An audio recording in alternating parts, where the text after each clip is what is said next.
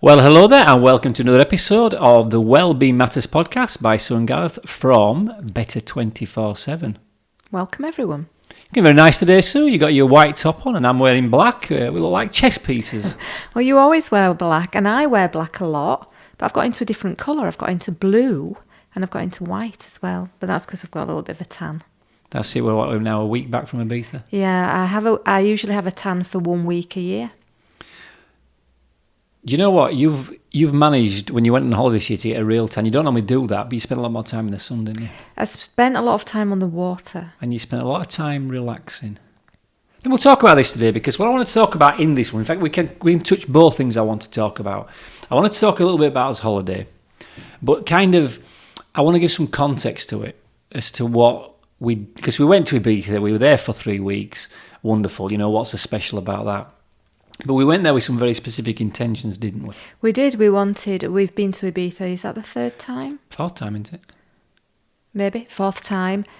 And we wanted to have a different experience.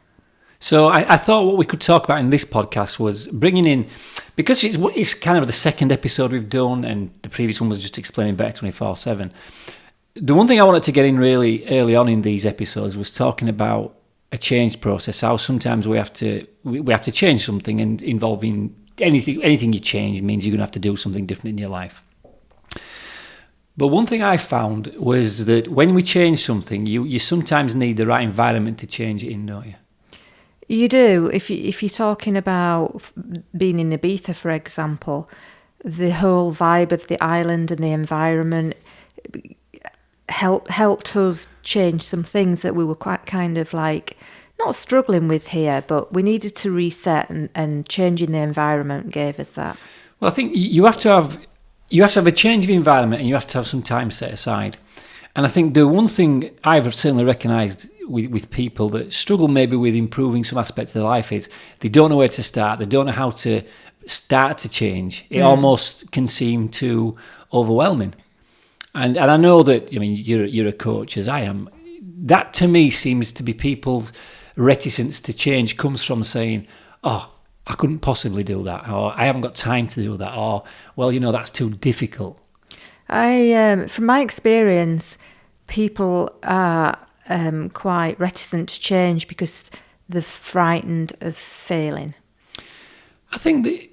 Or I was frightened of failing. Well, I think, again, we bring it in context of ourselves. I know a lot of my change was down to two things, really. One is, I have this thing I like saying, you know, and you often laugh about this because it happens specifically when we find restaurants we like, don't it? So I'm we go sorry, but it's a man thing. Okay, it could be a man more thing. Of a so man again, thing. A lot of men will be listening to this podcast. I think men like the same. So when I find something I like, I tend to stick with that. So sometimes when you have to change something, it involves doing something different. You think, well, I like how I've currently done it. Even sometimes if how you're doing it doesn't serve you too well, and it's maybe not the best way to be utilising your time, your energy. So we'll bring those two things in, that's what I'm saying, if we sort of talk about change and then reference it to what we did in Ibiza. Okay.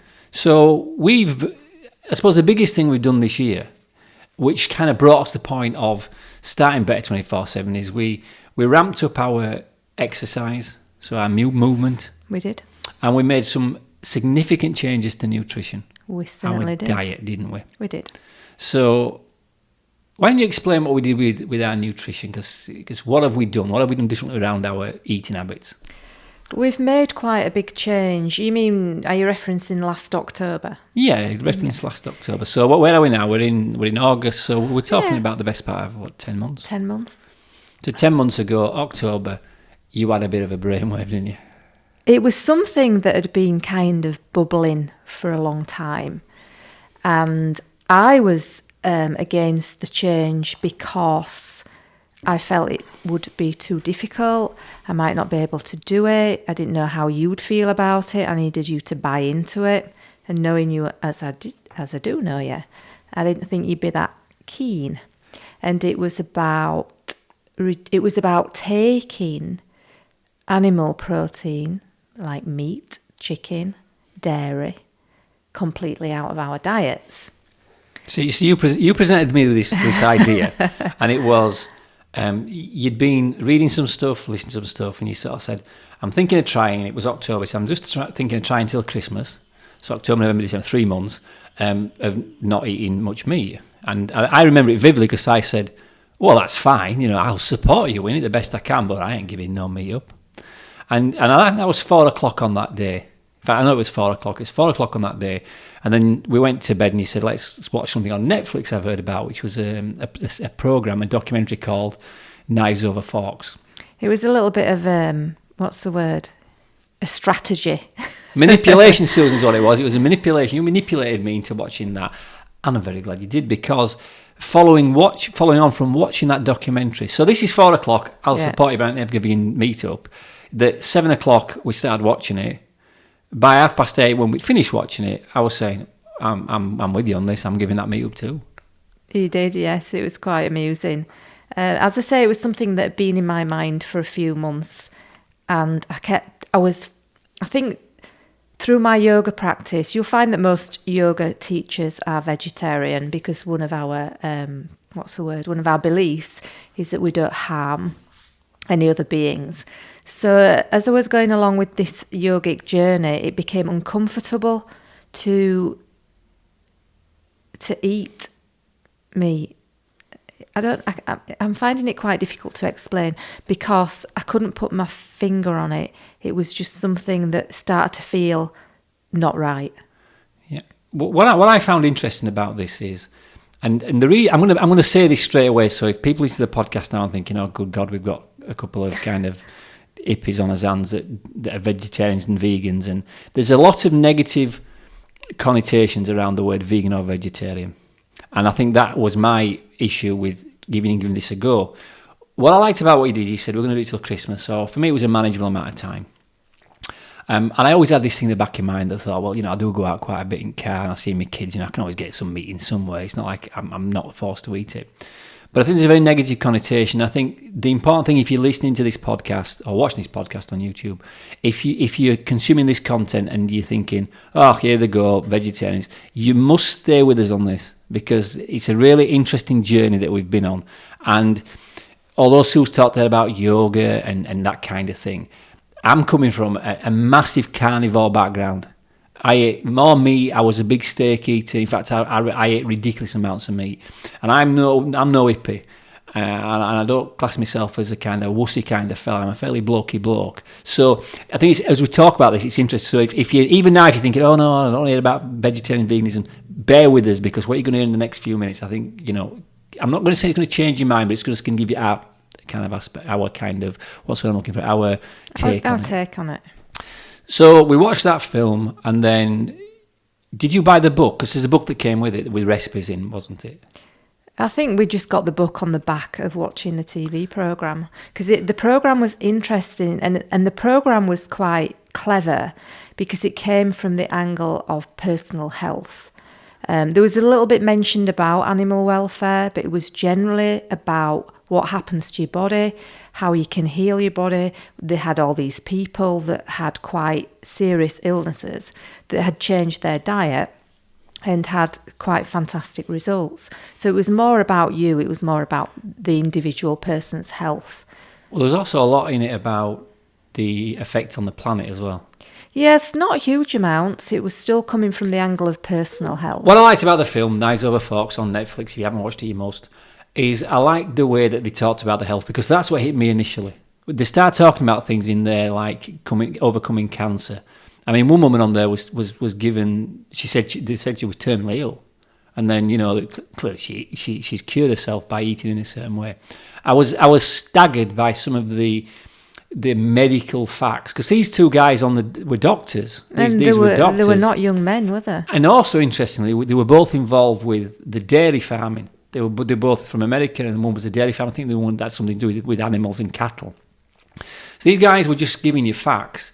And, I don't class myself as a stupid man. When the facts were presented to me in that documentary, I thought, well, there's got to be something in this. Because I think at that point, although, and we're going to talk about movement in a bit, although we were getting fitter and I was happy with my fitness level, there were certain things I wasn't happy with. I wasn't happy with the fact that when I did walking or running, I tended to be quite achy and stiff afterwards. I had to have a lot of recovery time between my workouts. And the other thing that I noticed, probably back end of 2018 specifically, is I was sleeping too much. I was tired a lot. I had no energy. There were times I had no energy. And I put that down to, I spent a lot of time on the laptop and, I've got a lot of things on my head. So when he started talking about improved energy and improved this and improved that were referenced to health, I kind of bought into it.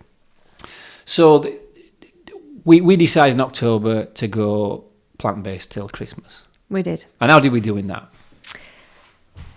I felt that I did good. I did good. I feel Manchester I did. Do you not think I did good? I think you did, but you seem to be concerned about what other people might think. For example, every bonfire night we go to my sister's house. She lives in a house near a big park, and they have a big bonfire. Every year we all congregate there. We walk down to the bonfire. We watch the fireworks. We walk back, and we have pie and peas and lashings of wine. And this coincided with us deciding to have this period where we weren't eating meat. So I was giving it like, I'm going to ask her to do us a baked potato. We can have baked potato, take some vegan butter and have some peas. And you were like, I think we perhaps should just for tonight, just eat a pork pie. And I kind of thought, okay then. But as it loomed a bit nearer, I just was not happy. So I called her up and said, will you do a baked potato? And it was like, yeah, no problem. It was a delicious baked potato. I remember the potato very well. But we did even though we didn't really mention it, we said we was trying it.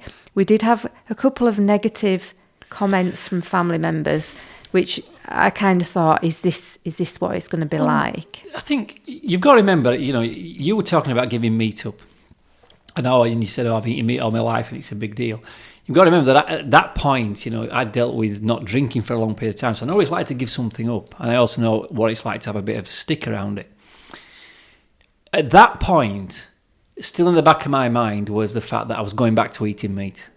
Yeah, once Christmas. And of all the things that you could present me with in my previous eating days, any pork product, I would snap your hand off. I don't care, pork pie, pork sausage, bacon, pork chop. I love pork. I was a big, kind of fan of the swine. I loved pig. And so for me, there was that little bit of, I would really like to taste it and try it. It was the first time that I felt that need of, I could have liked a bit of something there. But interestingly, the potato was delicious. And it was more enjoyable, I've got to say, than the pork pie. I'm not saying the pork pie that your sister produces is not the best pork pie. Well, I am saying that it's not it's all right. They're okay pork pies, but it was for me that thing about what will people think. Maybe a bit of that, but more I think to myself. I'm not sure I was sure at that point because I was missing it a little bit because I had it in the back of my mind that I was going to go back to it. So that got us to Christmas. Christmas lunch we had the turkey. We had the turkey and we went out for Christmas lunch. So we decided that because somebody had invited us, we hadn't been on the eating plants for a long time. We didn't really feel we could ask them to make something different for us. And also I didn't feel confident in my culinary skills to produce something that was relative to a centrepiece of a turkey. A nut roast.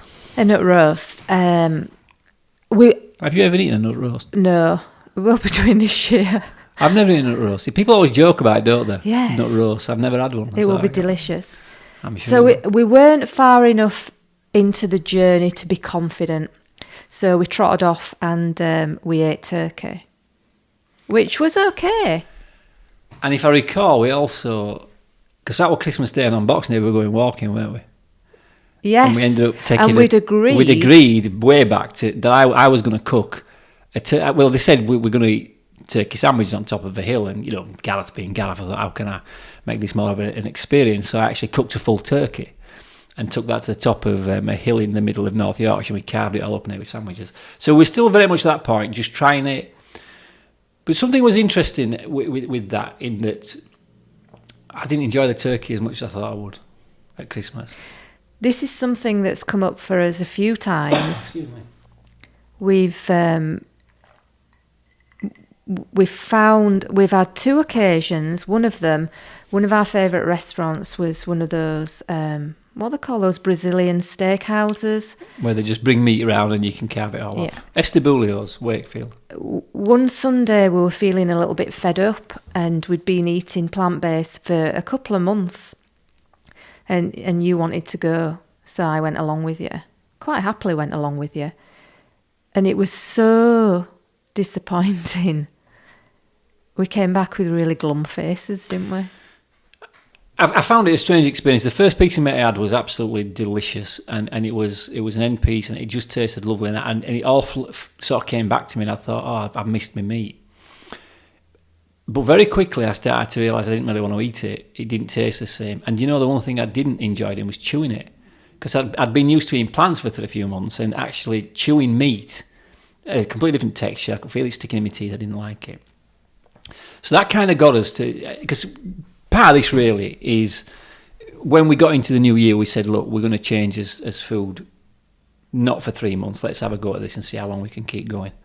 So that was, we really got into it sort of January, February, didn't we? So from a nutrition perspective, both me and you now have pretty much for the last 10 months been plant-based with a small amount of fish. Yes. And I think we both agreed that was something we hung on to. So we went for a curry, we might have a prawn curry, or you might have a fish curry. We've gone out in Ibiza, we had a bit of fish. So we kind of made that decision that we were going to do it. And that was a transitional period. At the start of the year, we agreed that we'd probably have animal protein once a week. Yes, we did. So we had a chicken, which we didn't like. We had a chicken, well, we ate half chicken and we didn't like it. And then a few weeks later, we ate the other half because we had it in a freezer and we didn't like it.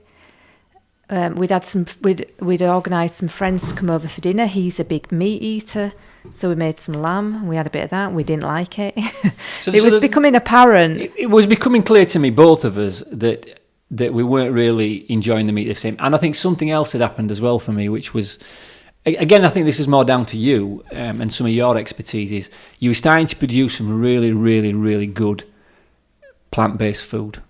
You know, you're doing a lot with lentils. We were making the same curry, the same flavour and spice that we'd use chicken with, but we were putting lentils in. You were using mushrooms, tofu. All of a sudden, the food you're preparing, I wouldn't even say it was as good as a meat option. It was better. So I think very quickly as we got into 2019, I certainly thought, you know what, I could probably do this quite long term, because the food I'm tasting and eating is really good. Even going out for meals with people, it was a bit like the drinking again. The first few times you go out when you're not drinking, it's funny not ordering drink or saying I don't drink. So I do now when I go out for drinks, I order water and I don't think anything of it. It was strange to order a meat-free dish in a restaurant.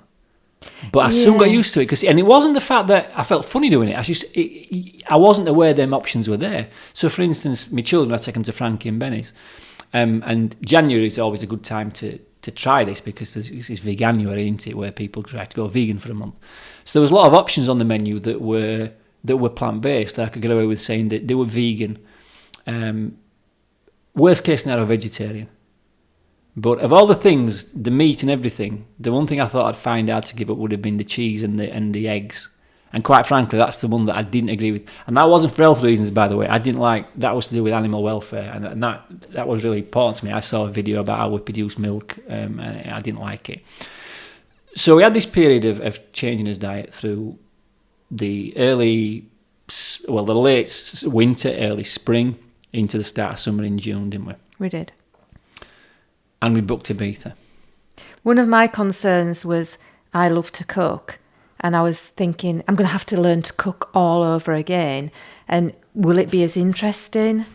You know, I felt, I was looking at it as a deprivation, as if I was missing something, when in fact now I feel that I've gained so much from losing the animal protein. I have gained so much that it's kind of really easy now. Well, I suppose we'd got to a stage when we knew we were going to Ibiza, that there were certain things, because we'd been to Ibiza many times, there were certain restaurants we went to there. 2 of them were being meat restaurants.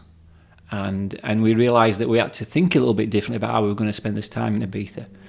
So I think where this is going for me, this episode, is talking about the fact that we'd made the decision to change meat, we'd done that, but then we felt we could do more, that we could go a little bit differently, and we weren't really eating a lot of, what I would say is we weren't eating a lot of salads, and we weren't eating a lot of, we were stuck to certain dishes, a lot of kind of tomato-based curry, or it was lentils and ragu and things like that.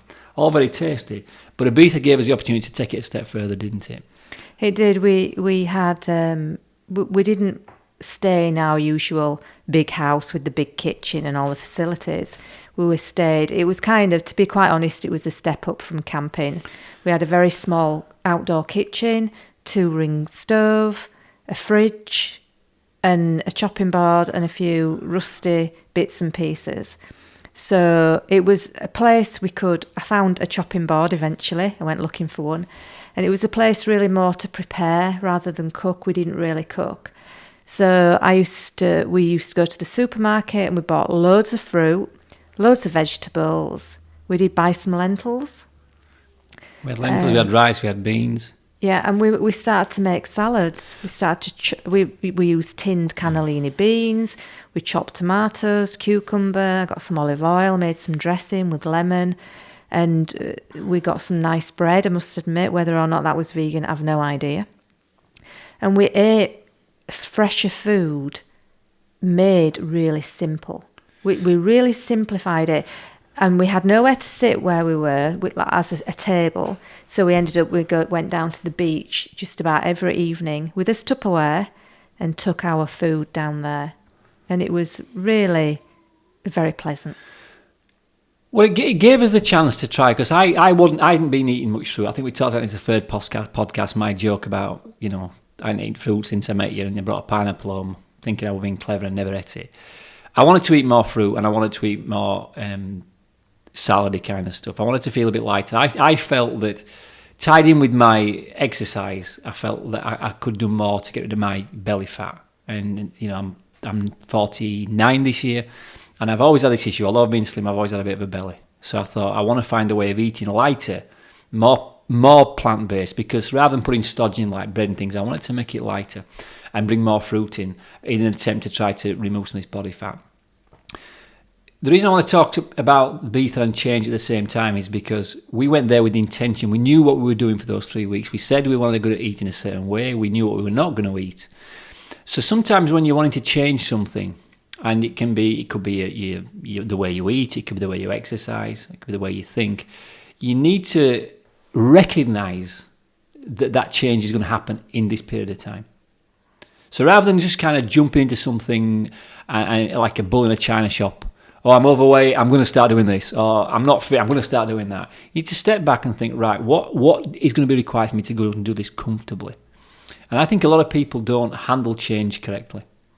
Because we had 3 weeks, and we knew we didn't have the pressure of work, we didn't have the pressure of being anywhere, we didn't have the pressure of other people around us, so we could completely focus for 3 weeks on changing something in our diet, couldn't we? Yes, we could. You just threw that at me then. It was just a really great time because we were away from everything and everybody and all our usual stuff, for us to just focus. We focused on health.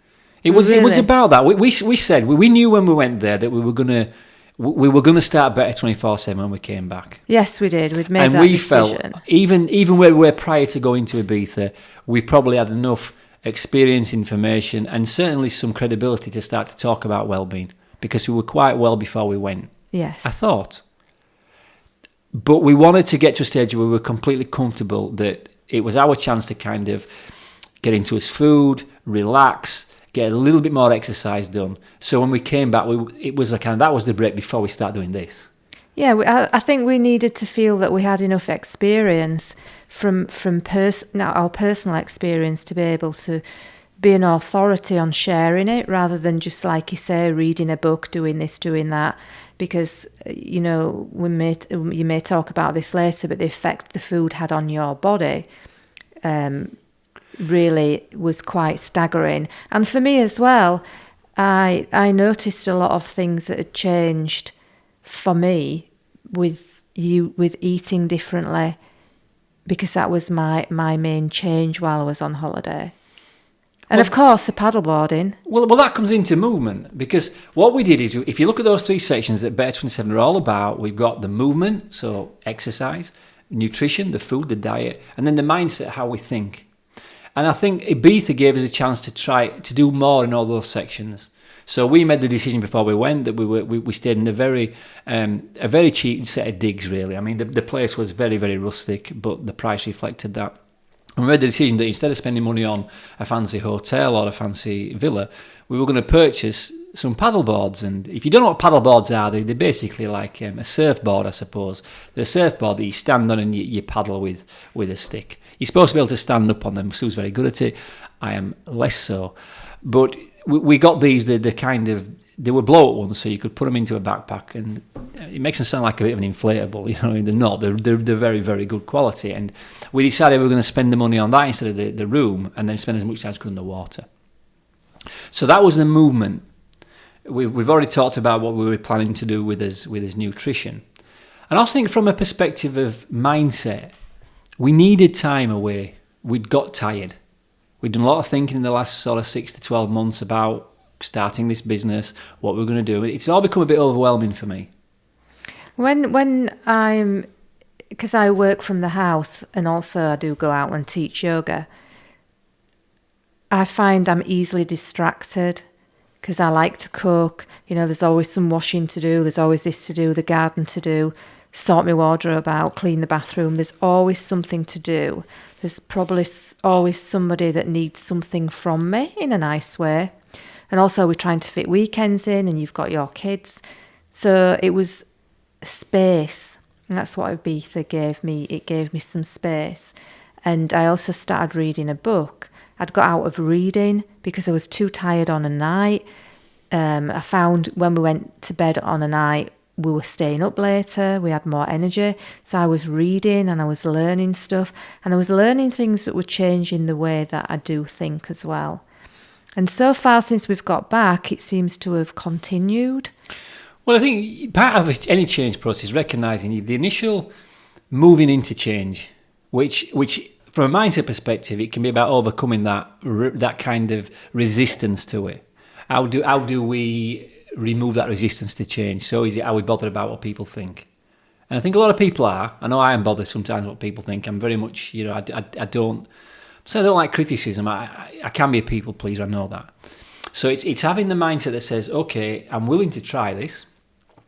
The second thing about any kind of change is having a period of time when you're probably going to understand it gets a bit uncomfortable. The best way to highlight this for me is New Year's resolutions. People get really excited about New Year's resolutions, don't they? I don't think I've ever made one. You might not have done, but you must at least recognise people get excited about it. Do. So what they do is, they've all this stuff going on, they know they want to change, they get excited about changing in New Year. Because what this is, I want the better body, more exercise, more money, better career, whatever. And then when January comes, they've got to start doing the work, and the work's uncomfortable, initially. Any change involves some level of uncomfortableness. Even if you're changing out of something that's really bad into something better, eventually that honeymoon period disappears and it starts to feel difficult. So once you start to recognise that, you're going to have that period of kind of resistance that comes when you change. And what I was really pleased about in Ibiza was the fact that we allowed ourselves that time. Some of the stuff we were trying was a little bit different, like going out every day on the paddle boards. You know, that sounds great, but they had to be pumped up and they had to be carried about. And we had to drive here and drive there. And there were a couple of days I had a bit of resistance to that. You know, I don't really want to do this. Same with the food. There were a couple of days I thought, I just don't want to eat any more salad. I want to go out to be fed. And even from a perspective of relaxing, which I know is something you find very difficult to do, sometimes laid on the beach for 4 or 5 hours, you just think, I should be doing something. Where's my phone? Where's my Kindle? What can I read? So actually allowing ourselves the mindset to say, you know what, we're going to chill out here and just relax. I found very quickly relaxed, quicker than I thought you would this time. I usually, the reason that I like to go away for 3 weeks is because it usually takes me a week to wind down. And then the second week I start to get into the holiday. And then the third week I start to kind of look forward to coming home. So I've always had a problem with doing nothing.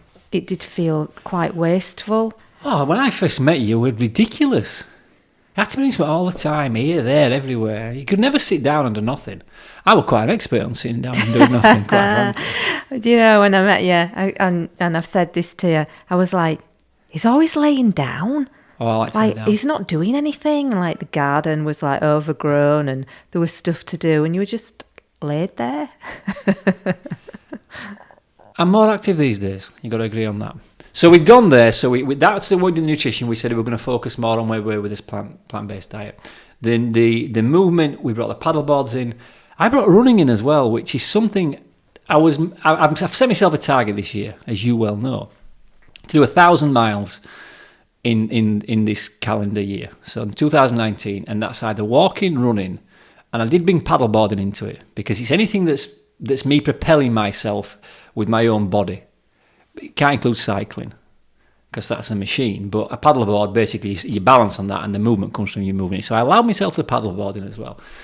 So when I got to last October when we started the meet thing, I started doing a bit of running and it kind of stuttered a bit, I've got to be honest. We've done a lot of walking this year, done a lot more activity, but I was surprised in Ibiza. I just felt the need to be out every day running. So I needed to move every day, early in the morning because it's too warm after 8 o'clock, and I was out every morning, I was doing the moving, and then doing the paddleboards in the afternoon. So for me, very quickly, probably about 3 or 4 days, and I realised this holiday was what we'd intended it to be. It was about health. I don't know about you, the other thing I noticed I was doing more on holiday was I drank a lot more water. We consumed a lot more water than we do at home. I don't drink as much water as you. I think you drink a lot. But on holiday, halfway through the holiday, I decided I didn't want to drink. Oh, you stopped drinking? Yeah, I'm like a lot of people, and I speak to people. At home, you don't drink every day. You get on holiday, and you start drinking every day. And it might just be like a can of beer or a couple of glasses of wine, but it tends to be every day. So halfway through, I hadn't drunk every day, but most days I'd got into the habit of having drinking San Miguel, especially when we went back down to the beach on an evening. And I just thought, do you know what? This is getting a habit. And I felt I didn't want to do it anymore. So I said to you, I don't want to drink any more alcohol. I'm just going to drink water, and I want you to support me. I don't want you to ask me if I need a drink. I don't want you to come back with any wine, because you do that because you're kind, especially Prosecco. And so I just started to drink huge amounts of water, and I started to drink sparkling water with a squeeze of lime, as if it was like a special occasion. It was a little bit different on an evening, and it really made me feel so much better. And I mean, I'm not staggering around drunk or anything. It just felt, I eat well, I exercise, I feel good. Kind of drinking a couple or 3 cans of San Miguel didn't really fit in with how I was feeling. So I stopped it, and I haven't started since. You're doing very well, and you'll soon get your month in. I think what I wanted to do when I went there was to come back feeling fitter and healthy than I felt before, and I think I can say I did that. I think there's a lot of people who go on holiday with the sole purpose and intention of just sat on a beach or a pool, the side of a pool on a lounger, getting 3 meals a day, eating as much as they can, drinking as much as they can. And there are probably people who even maybe listen to this podcast thinking, "Oh, they sound really boring." I understand that everyone's going to get this straight away. What I find quite staggering, if I'm completely honest, is the way that some people do behave when they go on holiday. It's a chance for you to be away from your work. It's away from members of your family. You're there with your loved ones or your dear ones. You have a chance to come back from that holiday feeling better. Not just feeling relaxed and then, I'm talking about feeling better. The way that I've experienced holidays in the past, especially been to all-inclusive, is you come back feeling worse. And you don't feel, because you've eaten far too much you don't normally eat. And I think having the chance to look at a period of time, whether it's a holiday, whether it's a period of time, like even a weekend can be enough to start a change process going. But most people they hold on to the old ways of doing it, even though the old ways aren't working. Because it's still quite a comfortable place to be. What happens sometimes, I mean, I once had this said to me, and it's a good thing. It's like this chair you sat on now. Is it a good thing or a bad thing? It's a good thing. It's making you sit up straight, and you feel probably very comfortable on it. But if you sit in that chair long enough, it's going to hurt your backside. You'll have a numb bum. So something can start off nice and turn quite horrible. And it all comes down to this. Things have to change. Change is inevitable. People fight it. And you have to sometimes sit back and say, am I where I want to be with my well-being? Do I feel there's more I could do? So for me, there was more I could certainly do on the walking and the running. I thought I could do more running. So while I was in Ibiza, I did 100 miles in 21 days. So some of that was paddleboarding, I think it was 30 miles paddleboarding, and then the other 70 miles was running, which is a lot in 21 days. It just is. But what I found is, because of the food I was eating, I was taking on more fruit, more vegetables. I was eating no sugar whatsoever. That was a big deal for you. It was a huge deal, because even though I was thinking I was eating well, I was still having a little bit of sugar. But just taking it all out completely, I found I weren't stiff, I weren't waking up aching, and I could go out every day and do 3 to 5 miles. Some days I did 8 miles, a couple of days I did 8 miles. But allowing myself that period of time was important. And if you're changing anything, you've got to recognise, A, it's got to change, why you want to change it, and then you've got to allow yourself a period of time to do that. And most people don't trust that process. They think that it'll just get better by itself. You've said something interesting there about not trusting the process. That's something that I've learned over the past few months, is to go with the flow and have some faith in whatever you decide to do. Because at the end of the day, it doesn't really matter if it works or not. The fact is that you put some faith into whatever you were doing, and it tends to work out for the best anyway. But somebody once said to me about people's pain or uncomfortableness comes around resisting change. So as things change, I mean, I'm just going to quote my dear departed father. My father hated anything that changed. He would have preferred to live in the 1960s in the same house, wearing the same clothes, eating the same food. He absolutely loved his old life and he didn't want to change. But things were changing around him and he used to get upset and annoyed and get quite angry, really. So I think it's resisting the change is where the uncomfortableness comes, rather than just going with it. I think when you start to do something and you start to feel a positive effect, that keeps you going. I mean, I often say this, I'm working people around confidence. It's like people wait to feel confident to do something before they do it. And that's never going to work. That's why people never do many things. You have to do it to feel confident. You don't feel confident, then do. You do, then feel confident. And I think when you take into account the pressures people have when it comes to changing something, especially something like your well-being, because that is going to... If your well-being is not right, you are going to have to change 3 things, definitely. You're going to have to change your health. Even if you're really healthy, you probably can change your diet. If you're not experiencing happiness and health, you know you're not eating or exercising properly. You're not thinking properly. So you know you're going to have to change something. So you're either going to have to exercise more or you're going to have to eat better. And also, when you take on any kind of change, if you're living in an environment or with people or your family that don't support you in that, we're not happy about that. Well, that's change. just what I was going to say, because it's not just taking that on. You're going to have to change it, and some people aren't going to like it. So sometimes you have to change the people around you. You know, the one thing I've never been. Nobody's ever said to me you're fat. Because they couldn't have done. I've never been what I would class or anybody would class as fat. I have been very chubby. I mean, I used to be 15 stone. I'm now 10. So I've taken a lot of weight off since I was the big heavy drinker in the 1990s. But I've been called too skinny many times. Certainly I know 2 or 3 people that have said that to me. And each one of those people have said to me, you're too skinny, are all people that are trying to lose weight themselves. They just can't do it. And I'm just thinking, there's no I'm doing you couldn't do. So I think sometimes when people find it difficult or don't have faith in themselves, they'll try to drag you down. You've got to be very careful of that. Because if somebody around you is making positive changes and you're not, it kind of shows shows your life up in a different Well, light. they become fearful. Yeah, don't and then they? they have the fear that you're going to move away from them. Everything's going to be different.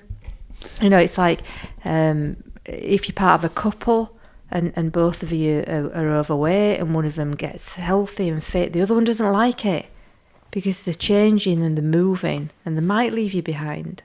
Well, this is why I think people stay where they are. And all that happens, especially with your well-being, the one thing with your well-being is you only get one chance at life.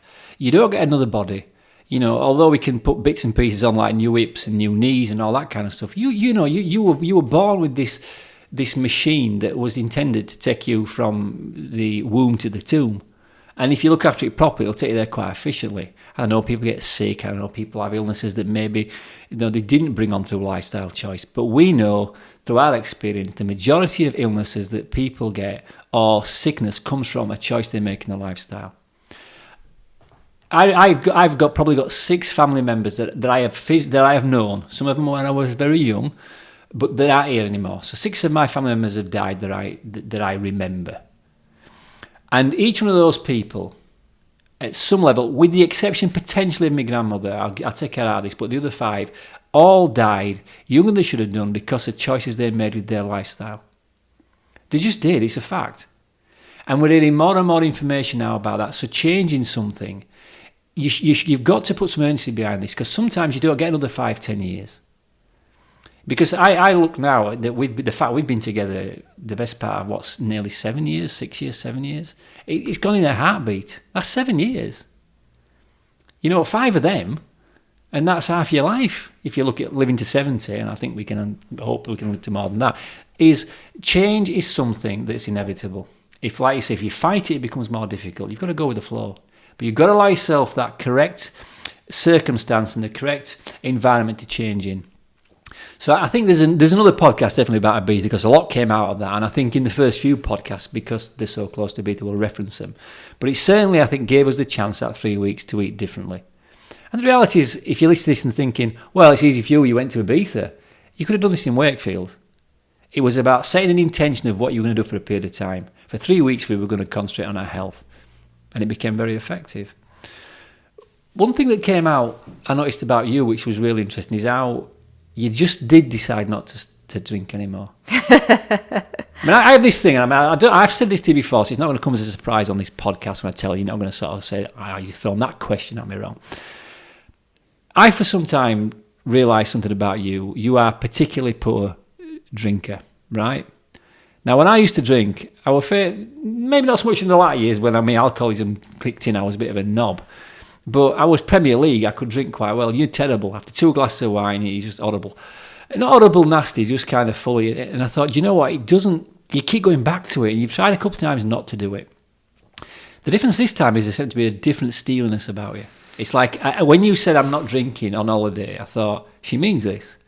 And I kind of knew it would because everything you've done in the last few months has led you to that point.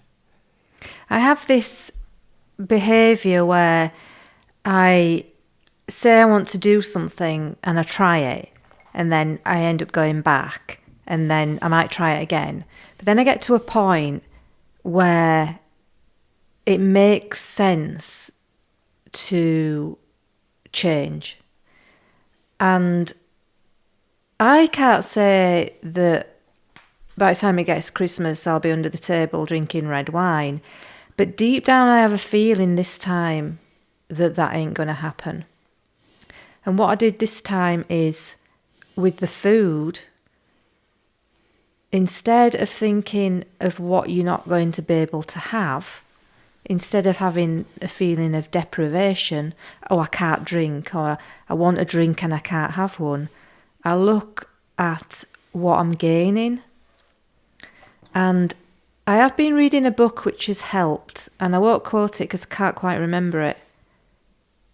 So I'll probably mention it on another one.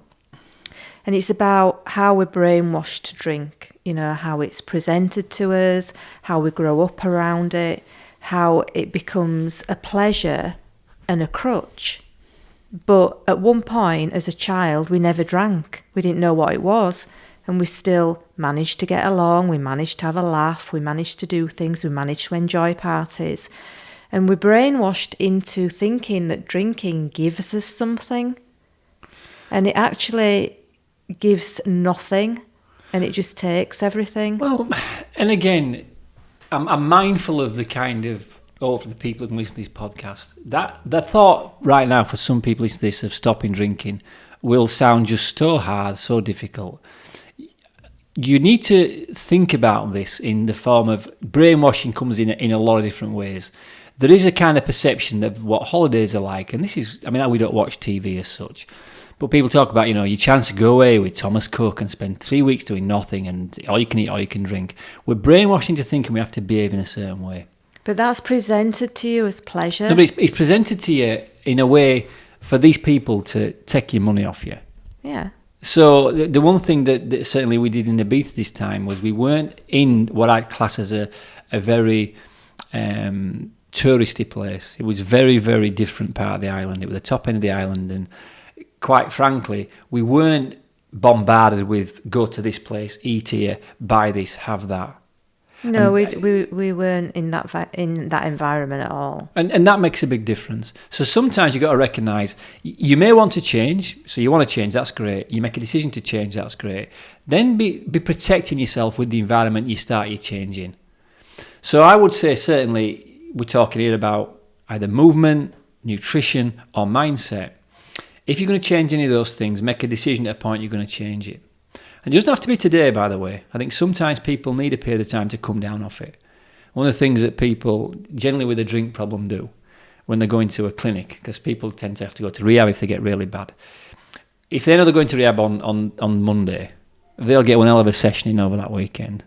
And I used to work in a rehab clinic, and you used to have to bring people in wheelbarrows. You get them out, they couldn't carry them, because you can't carry a drunk person. It's called dead weight, you can't pick them up. So you used to have a special wheelbarrow to carry them in with, because they always go away off on one. You know yourself, people, I'm going to go on a diet in New Year. New Year's Eve, they're stuffing their face with everything. There's nothing wrong with that, by the way. If you recognise that's the last hurrah, the last chance I'm going to do this. But you've got to have a period when you say you're going to stop it, and you've got to have the right environment to change in. I wanted to talk about change in this podcast because it's one of the first podcasts, and I think if you can't understand that kind of process of change, of make the decision to change, allow yourself a period of time to get ready for that, understand it's going to be slightly uncomfortable to start with potentially, and thirdly, make sure you've got the environment right. If you don't understand how to start change, you're going to change nothing, because everything will be too hard. You mentioned something earlier about me laid on a couch and not doing anything. Everything that you've encouraged me to do over the years, like do stuff in the garden, eat differently, go walking, in some cases how I dressed, all these things you've helped me with. Once I'd experienced them, I wanted to do them. I just didn't sometimes know how to do it. And I think, again, that's something you've got to be mindful if you listen to this podcast. You can sometimes have the intention of changing, but you might not have the tools to change. So sometimes you can say, well, I want to do that, but you need help and support. And that's why, really, I was excited about starting this whole thing at Better 24/7, because I think sometimes a lot of people want to change, just don't know how to. And I think that is a problem. They don't really know what to do next. I don't want to be here, but I don't know how to get there. No, that I work quite a lot with one-to-one yoga clients, and we do go into nutrition and different things. And there is a lot of resistance to change. I have one client in particular, and she would like to change her diet, but she knows that her husband would not be happy about it. So she's kind of like, well, what do I do now? I'd like to change. He doesn't want to change, so I'll just stay where I am for now. So it's about encouraging people to make small changes. Okay, don't make the big change that you want. Make a small change now. Make that next week, the week after. All these little changes, and before you know it, you're a lot nearer to where you want it to be. Well, that's what I think hopefully we can do on our kind of social media now. I want us to start sharing more pictures of what you cook, because everything you cook is relatively simple. I mean, you've done a dish for tonight that we're going to eat after we've done this podcast. It took me about 10 minutes. And you made something last night. You made some homemade hummus, which took 10 minutes. And again, if you listen to this, and we're not, there's every option. You don't, to be involved with what we do and enjoy what we do, you do not have to be vegan or vegetarian. You do not have to be plant-based. You don't have to be a yoga specialist. You don't have to be You don't a have to be a marathon runner. runner. All you have to understand is, in order to improve your well-being, you need to move more and eat better. And you have to make more sensible choices. So we've coined a term, actually, and we've come up with a name. You have. I have, actually, yes. A I'm new quite proud of word. this. I'm proud of this word. The word is sensitarian. And the idea is we make the most sensible choice with our food available to us at that time. And that does not preclude you from eating anything. You can eat anything you want if that food you've chosen to eat was the most sensible choice you could have made at the time. Now, one thing, while we're on this, is when we are changing something, we want to improve something in our life, you require one thing as well, which only you can bring to the table. It's not something you can buy. You can't really read about it. It's something you have to be, which is you have to be brutally honest. So what you tend to find is people who are changing, especially, this happens a lot with food. Oh yeah, I'm not eating any chocolate this week. And you know they're sneaking it in. It's like people that stop drinking and you know they're still having a sneaky one. I've done that a few times myself in my road to recovery way back in the day. So you have to be brutally honest. Is that you're going to eat now the most sensible choice you can have made? Based on what's around you and based on the information you've got. The other thing you can't have an excuse for these days, if you're not well and you want to improve your well-being, you can have no excuse for ignorance. Because there's enough information out there on your telephone, be Google or books or programs on television or YouTube. You can't deny you know certain things. So I'll give you an example. Going back to kind of the early 80s for me, probably the 70s for you, a lot of people smoked. And it was quite a cool thing to do. I remember people smoking in the cinema when you used to watch a film and The you'd big smog see going up. smoke. Well, people used to smoke. And if you take it back even further into the 50s, especially in America, they sold smoking as a potential health benefit. They sold it to women as it curbs their appetite so they lose weight. But now what we know, many years later, is that we know that smoking isn't a sensible choice. You will get issues by smoking. You're not guaranteed to get them. I know there's always that guy that says, my Uncle Billy lived till he was 97 and smoked 100. Smoked 100 a day, did our Uncle Billy. Well, there's very few Uncle Billys. There's more like my Aunt Nellie and Aunt Liz who died because they got lung cancer. If you are in a position where you make the sensible choice, so we now know that smoking is not a sensible choice because we've got information, that information has been proven, and it's taken as fact. That's why certainly in the UK you don't see smoking very often. The same with your food now, or your exercise, or your mindset. You can't deny that information's out there. You can go looking for it. So if you're ignorant to something, you have to train yourself. You talking about on holiday reading. It's important when you start a change process. You learn things. Learn about what the best way to move is. What's the best way to get exercise that you might like?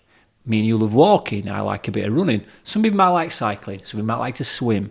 Some people could play, I don't know, squash, tennis. There's all these things, but you've got to move more. And the same with your food. You have to eat better. And like I say, you can eat better and still take on animal protein. But we all know to make a sensible choice. So sensitarian is the most sensible choice you could have made with your food based on the information you've got and whereabouts you are. So this would pan out if you walked into a petrol station on a motorway. You're very hungry, you're starting to feel tired, you're driving, it's dangerous to drive, so you need some food. That's correct. Would you not agree with that? It's correct. It's correct. So you walk in there and the only thing on the shelf for you to eat is a pork pie. So we both agree we don't eat meat, but there's a pork pie there. So we have a choice. You can either eat the pork pie or we can get in this car and potentially run the risk of dying. So the most sensible choice to make on that point would be the pork pie, would it not? Because that's all that's there. Go with me on this. Yeah, right. I'll go with the made-up scenario. Right, okay, it's a made-up scenario. So you could do the same thing. I've gone in there and let's say, in my case, I've given up sugar now. I'm not eating much sugar. So the only thing available to me in that shop is a family-sized bag of Revels. That's the only thing I've got. It's the most sensible choice to make. It's the only one there. Would that be the right sensible choice to make? Yes. Because it's okay. Right. Now this is where the reality kicks in. You know, I know, and everybody else knows there is no way you're going to walk into a petrol station and the only available option is a pork pie or a bag of Revels. You know there's going to be some water in there somewhere. You know there's potentially some fruit. You know there's a sensible choice you can make. So a lot of this is people pretend they don't know something. So if I give people a list of the best ways to exercise, I say, right, do you think the best way to improve your body is to A, sit on the couch watching TV, scratching your balls, B, go out walking, or C, I don't know, juggling? You know, first and foremost, sitting on the couch is not the best way. We already know that. So it comes down to common sense. And something that we will talk more about in future podcasts is this. Anything about change, you've got to accept two things have got to come in with it. You need to be consistent, so you want consistency, and common sense. We all know the right choices to make to improve our well-being. There's enough information out there. We just choose sometimes not to change it because it's perceived to be too hard. What we're going to do, certainly in these coming episodes, through us as webpage, better27.com, there was Facebook, there was Instagram, is show you there are very simple ways to change that are not uncomfortable. Nothing we are going to show you to do is extreme. Where me and Sue are right now, arguably some people think is quite extreme. We walk a lot, we run a lot, we eat in a very different way, but it's taken 6 years to get to this point. All you've got to do is trust the process to start it. And you have to have patience. Most people haven't got patience. I think we mentioned the first one, you're not going to have a six-pack in 3 weeks. No matter how much you pay their personal trainer, how many tablets you take. You have to have patience, consistency, common sense. I'm starting to feel hungry, Susan, and I'm right looking forward to that bean salad. So before we go in, let's just kind of wrap this up in that. Is there anything around that sort of getting into change you want to add? Anything advice you give somebody? So somebody now wants to change something, what would be your kind of top tip of what would you do? I would say to write some very small goals down. I would get them to write down what they want their life to look like in a year. And then I would encourage them just to make small changes towards that end goal. I wouldn't encourage them to stop and change everything overnight. It's not sustainable. You'll get bored, you'll get fed up, then you'll end up going back and then you'll hate yourself and you'll feel a failure and it'll all start all over again. So just make a small change, because you want a transitioning period. You just do. If you want it to be long term and you want to feel good about it, you have to have, in my opinion, and there are people that go, right, I'm not doing that anymore, and they don't do it, ever. But they're few and far between. So for the rest of us mortals, small change every single day. And by the time you get to the end of the year... Good advice, Susan. Completely different. You should be a coach. I would very much concur what you've said there. The other thing I would also get comfortable doing is making sure you're ready for the change. And it's the change you want to make. So if you're changing because someone's putting pressure on you to change, that's never a reason to change. You've got to be change that means something to you. There's a very famous book by a guy called Viktor Frankl called The Man's Search for Meaning. Viktor Frankl was a Holocaust survivor, and he talked about his time in the concentration camps. And there was a quote in there, and I don't know exactly, but in my kind of version of it is, if a person has a big enough why for doing something, they'll do any kind of how to get there. You've got to have a big why. And I talk about this a lot when I'm working with people who are struggling with change. You've got to have a big why for doing it. And the why it can't be to keep my husband happy because my neighbours will think I'm better. It can't be why. It's going to be a why that's very strong and personal to you. So when you are thinking of changing something, ask why. And I think as Sue says, look at what she talked about the drinking and with what she's done with the diet. Don't look at what you're giving up, look what you're getting. So I want to listen why it's important. So I would say tied in with that thing of writing it down. Also write down the why. Why are you doing this? Why is that thing you're going to do? Why are you improving this? Why is it important to you? It's got to be something very personal to you. Because in the times when it gets tough, you'll go back to your why for doing it. You'll also find if you make a small change and then you keep adding these small changes, you'll start to feel better. And you get to a tipping point where the feeling of feeling good is bigger than going back. So you might feel more energized, you might feel more alert, you might feel happier. There will be some benefits that will start to show themselves as time goes on, and that becomes very alluring. Alluring. It's a good word, alluring. So then you feel so much better. You're gaining so much the chances of you going back are quite slim. That's why we talk about patience. Give it patience, give it time, you'll get there. Be patient, have faith. So that's it. So I hope you enjoyed that episode. That's our kind of little bit of a take on how we start to bring about change. And there's a little bit about us holiday there, a bit about Ibiza. I am sure there'll be more about Ibiza in these first few episodes. So thank you for listening. If you aren't already subscribed, please subscribe to the podcast. Also, if you don't follow us on social media, if you look for We Are Better 24/7, little squirrely thing, what's that sign? At We Are Better 24/7 on Twitter or on Instagram. And on there, you'll see pictures of Sue's delicious food. You'll see pictures of our exercise and when we go walking. There'll be some motivational quotes there to help you with your mindset as well. So thanks for listening. Subscribe, please. Follow us, please. Check out our website. You'll see some blogs on there as well. So, and any feedback, you can contact us through the website. There's a contact page. Or any questions. Topics. Oh, you want us to talk about? Get onto our website, better27.com. All the links, everything we do are on there. You'll also be able to send us a message, and we'll happily answer any questions, either through a podcast or through an email back to you. So, are you pausing for breath? I do talk quite fast, don't I? You talk. You love to talk. Slow me down. I keep going. But again, this is, we're going back into, but a quick second or two on this. This is what change is about. We have not yet got a routine for doing these podcasts. We're new to it. And anything you start to change, you're going to feel a bit uncomfortable. So eventually, I'm sure we'll get to a point where it's 50-50 talking. Maybe. Well, it's not like that in the house. Not at all, no. I wear the trousers. You just tell me which pair to put on. Right. Thank you again for listening. Let's get some dinner down our necks. And until next podcast. Goodbye. Take care.